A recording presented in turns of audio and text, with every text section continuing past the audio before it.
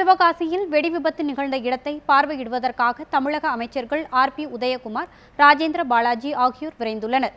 வெடி விபத்து ஏற்படுவதற்கு முன்னதாக காலை 10 மணி அளவில் விருதுநகர் மாவட்ட ஆட்சியர் சிவஞானம் தலைமையில் பேரிடர் மீட்பு படையினர் ஆலோசனை கூட்டம் நடைபெற்றது.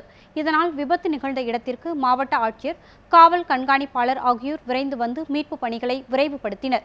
விருதுநகர், சாத்தூர், சிவகாசி என பல்வேறு இடங்களில் இருந்து வந்த தீயணைப்புத் துறையினர் பல மணி நேரம் போராடி தீயை முழுவதுமாக கட்டுப்படுத்தினர். அந்த தேவகி ஸ்கேன் சென்டரில் கிட்டத்தட்ட 40 பேர் உள்ளே புகை மூட்டத்தில் சிக்கியிருந்தவர்களை பின்னாடி இருந்த ஜன்னலை உடைத்து அவர்களை உடனடியாக காப்பாற்றி பக்கத்தில் இருக்கின்ற ஒரு தனியார் மருத்துவமனை மற்றும் அரசு மருத்துவமனைக்கு அனுப்பி வைத்தோம். அதில் கிட்டத்தட்ட 8 பேர் அந்த சஃபகேஷன் காரணமாக இறந்துள்ளனர். இப்பொழுது அந்த தீயானது முற்றிலுமாக அணைக்கப்பட்டுள்ளது.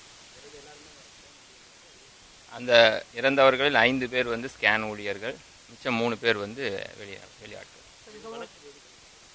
இந்த சம்பவம் தொடர்பாக வழக்கு பதிவு செய்யப்பட்டுள்ளது.